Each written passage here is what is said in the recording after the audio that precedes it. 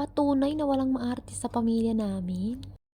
Assalamualaikum mga sisi. So, ito na yung ibang video nung kami ay umuwi ng Pilipinas.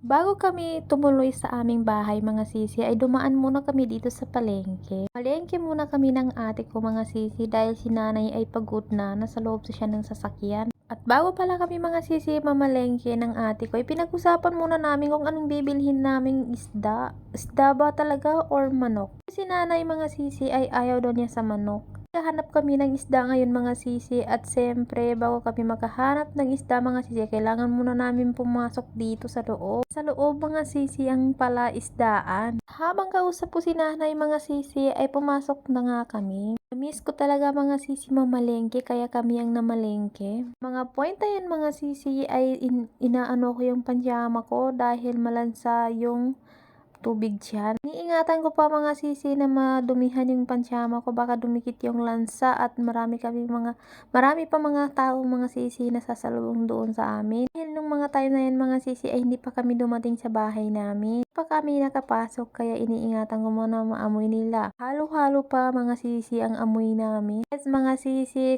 pag umuwi kami talaga sa bahay pa kami naniligo. Mga point na rin yan mga sisi ay ligong-ligo na ako. Gusto ko na talaga maligo. Sinabi ko rin sa kapatid ko na lalaki, gusto ko na sabi ko maligo. Sabi niya ay magtiis ka na lang dahil mamimili muna tayo ng isda dito sa loob. Siyempre mga sisi no choice kami. Dahil mga sisi pa sa loob kasi ng airport ay hindi ka makakapagligo dahil maraming tao. Maraming mga tao mga sisi kaya wala kang oras para maligo at wala ka rin chance para maligo dahil maraming mga tao talaga. Bawal ka maligo sa loob ng airport. Mga sisi hindi na kami nagpalit ng ate ko ng damit. Sa mga tao pala na nadadaanan namin dyan na nakuha ng video ay pasensya na po. Naghanap kami mga sisi ng tilapia wala kaming mahanap kasi paborito ng nanay ko ay tilapia. Ayan mga sisi yung isda naman sa dagat. Kami ng isda kasi sa taba ni mga sisi wala.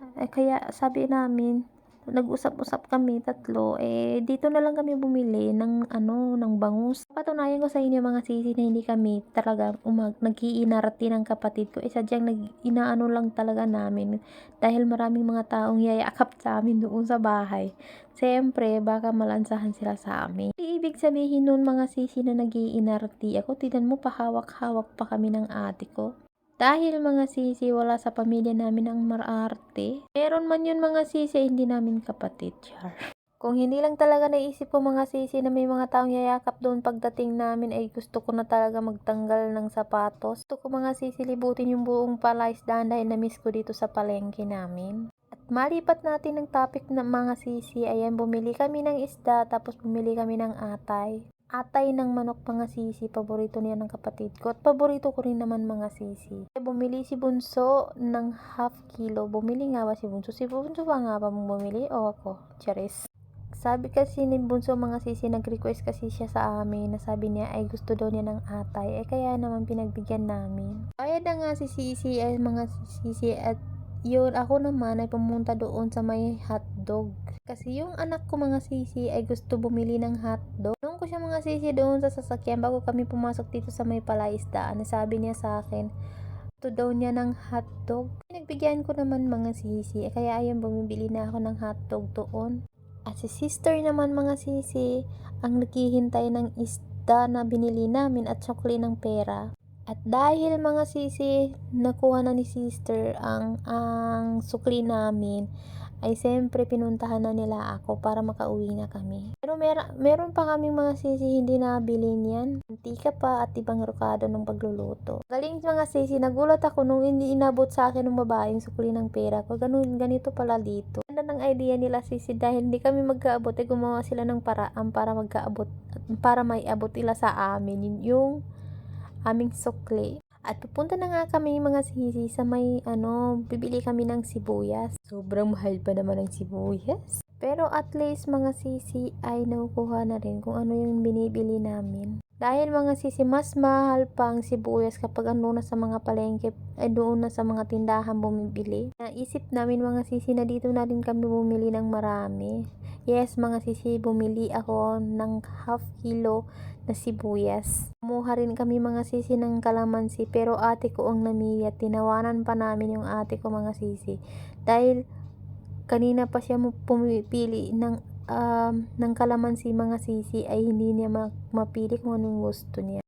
Shout out pala kay kuya na nagtitinda ng mga sibuyas, bawang, kalamansi at iba pa. Bali ako mga sisi, pinatimbang ko na yung sibuyas na nakuha ko. Mga time na yan mga sisi ay nagmamadali na kami mamili dahil nauubusan na kami ng oras. Abuti na kasi kami mga sisi ng gabi sa daan kapag hindi pa kami magmamadali. Ayan, tinawanan namin yung ate ko mga sisi dahil kanina pa siya namimili.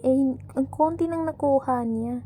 Tapos pinagdagan naman ni kuya yung kalamansi na inano niya, pinili niya dahil kulang pa daw sa timbang. Halos lahat naman ng mga sisi na ipinaano niya, pinadagdag niya, ibinalik din ni kuya.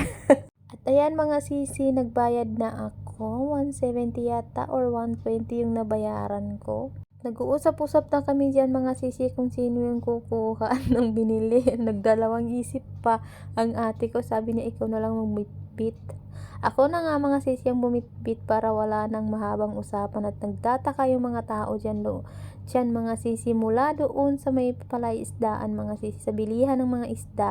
Nagtataka sila mga sisi dahil magkaparehas kami ni sister ng damit at hanggang dito mga sisi pinagtitinginan kami ng mga tao. Pinagtitinginan nila kami mga sisi dahil daw sa parehas ng damit namin.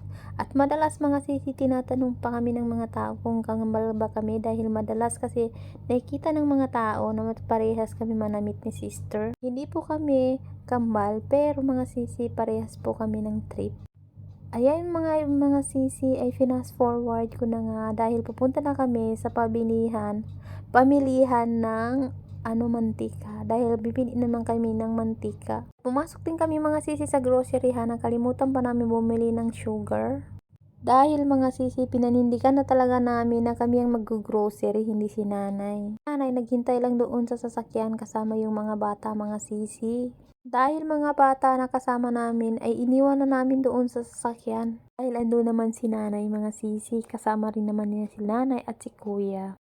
Nung nag-grocery pa kami dyan mga sisi, ay nalito ako kung saan ako magbabayad ng mantika. Ito ako mga sisi kung saan ako magbabayad ng mantika dahil akala ko talaga mga sisi, yung lalaki na nagre-repack ng mantika, akala ko talaga siya yung may-ari, yung pala kapatid ng may-ari. Ako ba, magkapatid ba sila or mag-ama? Basta yun mga sisi, pero magkapareha sila ng itsura.